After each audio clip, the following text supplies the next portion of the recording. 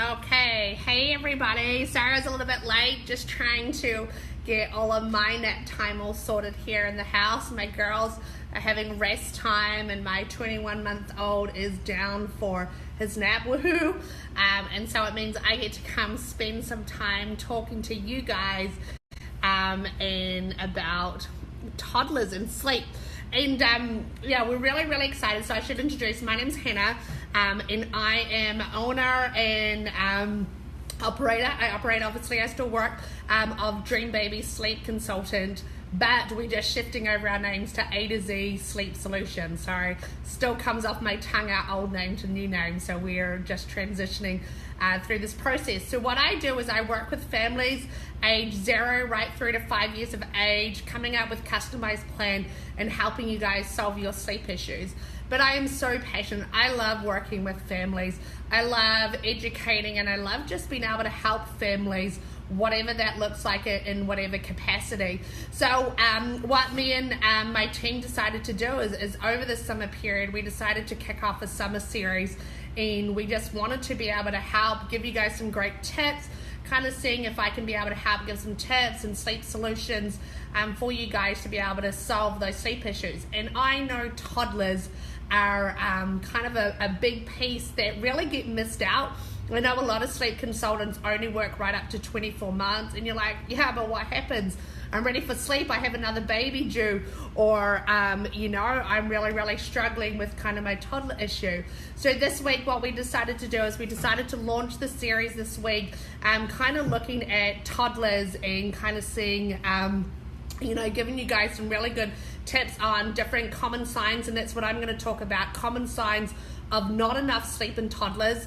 Tomorrow I'm going to be tackling early waking. Woohoo! All of those early morning wakings. Early morning wakings is counted pre 6:30 in the morning, and they are definitely solvable no matter what that looks like for you guys. Wednesday we're going to do a free question and answer, so that's open to all the age groups. So between 9 a.m. and about 5 p.m. Me and my team will be here to be able to answer. All we ask is tag some mum friends who you might know need some help, and share our posts so we can help spread the word and be able to help as many families as possible. Thursday, Kate's going to be tackling when to transition from a crib into a big bed. What happens if your little ones already learned to climb out, or if they're actually already in a toddler bed and they're just causing havoc along your house. So she's going to do that. And then Friday, I'm coming back on and I'm going to do a series on melatonin. So the medicational type, and obviously the natural type that our body produces, and kind of the effects on our body as well. And then I'm going to be looking at nutrition and food for sleep, and why is that really important for our little ones, and especially as we're moving into toddlerhood as well, kind of going there. So my big part is, let's have a look at today. So common signs of not enough sleep in toddlers. So we've got probably our main 5. What we look at is hyperactivity. Our little ones become really easily upset. They have difficulty concentrating. They have fussy behavior, and they have poor eating. So they are actually probably our top 5 types of behaviors that we see when our little ones are actually overtired. And what actually happens is when our children and our little ones are napping properly and getting enough sleep during the day, they start to accrue a lot of sleep debt during the day. So by the time bedtime kind of comes, as their bodies are so overtired, and during the day as well, that they almost get flooded with cortisol levels, they get flooded with more adrenaline in their body stream, so it actually preventing them from actually being able to sit down and concentrate. So you think of kind of the short-term behaviors that we see in those type of children is they are a lot more hyperactive, because when your body is filled with that you know, cortisol levels and more adrenaline in the body, their body actually won't let them sit down and to be able to concentrate, and that floods straight into difficulty concentrating. If we've got children who are really overtired, who carry on a high sleep deficit because they're not napping well during the day, and they are not sleeping enough during the nighttime and waking up a lot more, or starting the day a lot earlier, what happens is that their bodies won't let them concentrate, and they won't be able to sit down. Easily upset because their bodies are obviously in this overtired state. They can't process those emotions because it's a big world. They're starting to learn, all of those different emotions that we kind of have around, like anger and, frustration and mad, and we've got learning skills of kind of that vocab. So their world is so big and they're like sponges. And so when they're overtired and they're constantly carrying, that sleep debt from during the day and over the nighttime, what happens is they just can't cope. So we see a lot more toddler meltdowns in amongst their behavior when they're constantly waking over the nighttime. And then we often will see poor eating skills, and that often will have a huge play in it because their bodies won't let them sit down. So they don't want to eat, they don't want to try new things, they want to stay the same, but then it's even worse. So then they're like, well, no, I know I'll get a milk or a bottle or something else like that overnight time, or I just don't want to try something new. So then every time we're having food, so breakfast, lunch and dinner, snacks, everything is a constant battle because they are just really, really overtired as well. And so they're probably our top 5 kind of reasons, and what we see is when our toddlers are not getting enough sleep, they're probably those top 5 things. But also, let's kind of have a look and see what happens when we're trying to settle them down to sleep and what happens during the nighttime. So once again, when we have our little ones and they are not napping and they're not sleeping well during the day, or if they've dropped that nap, anywhere from about 2.5 years to 3.5 years of age, they're ready to be able to drop daytime sleeping and kind of going straight through. What we see is that if we haven't managed to adjust bedtime and they actually are going to sleep for the night overtired, they're actually really, really hard to settle, because once again what's happened is they kind of go from really, really happy, and then all of a sudden they get overtired. And once they are overtired, they have that adrenaline, they have that higher cortisol level at nighttime, which actually prevents their body from settling down and kind of going to sleep as well. So you see a lot more crying, you see the fighting, and then all of a sudden we'll get that hyperactivity again where they think it's just a fun game and they're getting out, they're getting into everything, because what's happened is once again is they've gone into overtired mode. That adrenaline is fueling their bloodstream rather than them helping to calm down and settle down to be able to go down to sleep. And then that's where we also see them waking repetitively overnight. Once again, when they're overtired, those increased cortisol levels can make it difficult to settle in those deep phases of sleep. And often I kind of tell you guys, there's a rule of thumb that first 4 hours of sleep is our deepest phase of sleep. So what happens is that if you are finding that you're getting a lot of waking in that first 4 hours of phase of sleep, we know that they've actually gone to bed overtired. I'll give you an example. Yesterday, my 21-month-old, he normally sleeps for a good hour and a half in the afternoon. He kind of napped for 10 minutes, 5 to 10 minutes on the way home from church, but we still will always put him down. We get him home, have lunch, have a playtime, and just shift his nap time up about 30 minutes. We had someone coming to look after him. We said, yep, still put him down for a nap. He still definitely needs it. And so then we left him, and my husband went on a date afternoon, and it was fun. But then what happened is when we came home at about 4 o'clock, we said, how did he nap? And she's like, well, he didn't. He said he didn't need a nap and didn't want to go down for a nap. So by about 4:30, my 21-month-old was melting down. He was so tired. His body just couldn't cope. So then we tried to get him dinner and tried to quickly give him something to be able to eat. But what happens is his body, is overtired.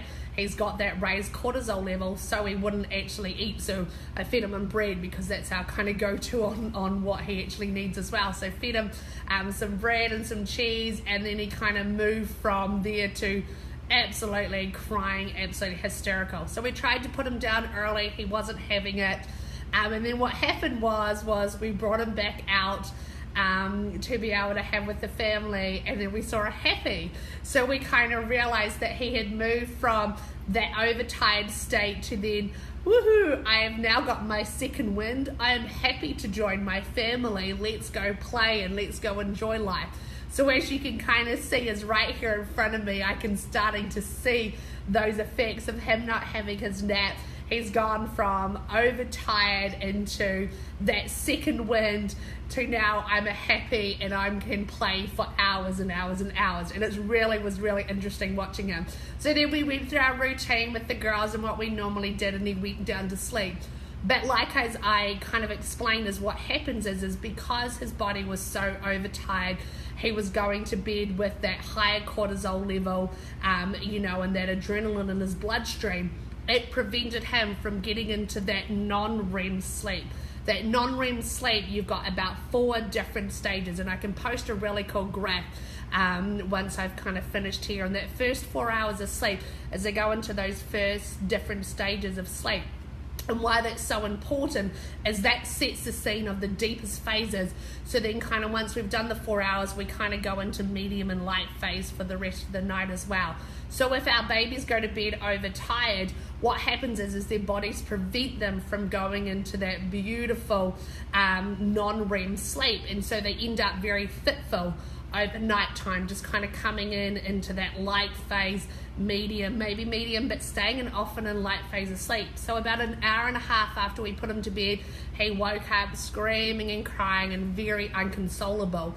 And I think a lot of this is the time where we start to see families think, oh, is my little one starting to suffer night terrors? Oh, what's happening? They're waking up. But what's happened is that actually their body is fighting because it so wants to go to sleep. It so wants to get into that beautiful non-REM sleep. But it's fighting because biologically that's not letting it get into that deep phase sleep because it's just overtired, and so we kind of had to work with our little one overnight last night, and it took a couple of resettlings for about 3 hours. So it was a long night, This morning, obviously, he woke up pretty not happy, but that's obviously what happens. And we just picked it up, and I brought his nap time a little bit earlier today, so hopefully by the time we go to bed tonight, we've managed to be able to kind of play catch up. And so I think that really leads on kind of to night terrors and everything as well, because I know a lot of people talk about, I think my little one has night terrors, I think kind of what's happening with that. But I think a big part of it is when I've worked with families whose little ones have suffered from night terrors, what it actually is their body's inability to get to that non-REM sleep. And when we look at that whole 24-hour period, what's happening is that body is not being able to get the restorative nap that it's needed, has not had an appropriate bedtime at nighttime, so it's actually not been able to get into that non-REM sleep as well. So I think, just on that side, just really watch your timings, watch those appropriate times. I'm going to put a chart up as well. So I'll put that chart about the non-REM sleep. I'll also put a chart on kind of what's expected of those awake times. From about 12 to 18 months, we know our little one's maximum awake time is 4 hours. So use that to know when your baby wakes from its second nap in the day, you have about 4 hours until you're ready for bedtime. And then from about 18 months to while they're still napping during the day, it slightly increases to maybe 5.5 hours as well.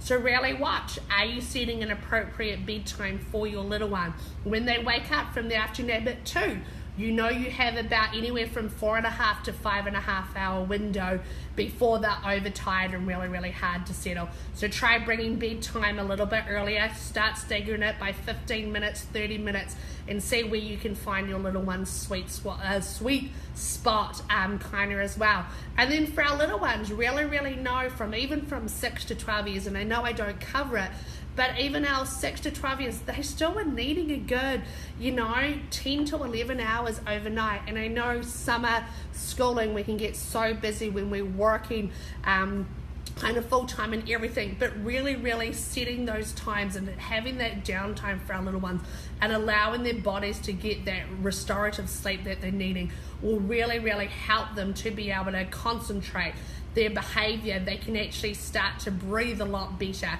process all of those motions, because their bloodstream's not going to be filled with that excess kind of cortisol levels as well. Okay guys, well that was just me. I hope you guys learned a lot. If you have any questions, I'll be on here on and off for the rest of the day. So feel free to kind of write any questions that you have down, and then I'm more than happy to come back on and kind of answer it for you guys. As I said, I'll post those couple of links for you guys, the pictures, to kind of see, and I hope that just gave you guys a little bit more direction as well for looking for our toddlers. Otherwise, tomorrow I'm going to see you guys, and I'm coming back and I'm talking about early waking, and kind of how do we be able to solve early waking, and what are kind of my 3 top tips, what that actually looks like as well. So I look forward to be able to talking to you guys soon. Okay, have a good afternoon, guys. Bye.